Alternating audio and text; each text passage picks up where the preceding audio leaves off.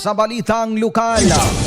Arestado ng mga tauhan ng San Isidro Municipal Police Station ang isang most wanted person na nahaharap sa kasong paglabag sa Republic Act No. 11648 o mas pinaigting na batas laban sa rape at sexual exploitation and abuse.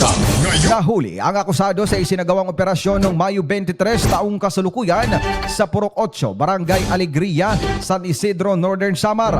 Hindi naman pinangalanan ng suspect pero kinilala ito bilang isang 60 anyos na karpentero at residente ng nasabing lugar. Siya ay nakatala bilang rank number 8 most wanted person sa lalawigan ng Northern Samar. Isinagawang operasyon ng mga tauhan ng San Isidro Municipal Police Station sa pangungunayan ni Police Lieutenant Lawrence Bell Visaya, officer in charge sa Bisa. The warrant of arrest linalabas ng Regional Trial Court Branch 23 sa Alin, Northern Samar.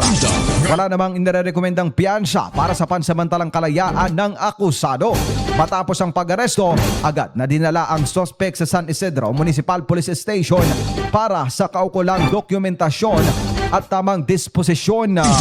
Samantala, sinabi ng Northern Samar Police Provincial Office sa ilalim ng pamumuno ni Police Colonel George Buyakaw Jr., Acting Provincial Director, na patuloy nilang paiigtingin ang kampanya laban sa mga wanted person upang mapanatilian ang kaayusan at mapanagot ang mga lumalabag sa batas.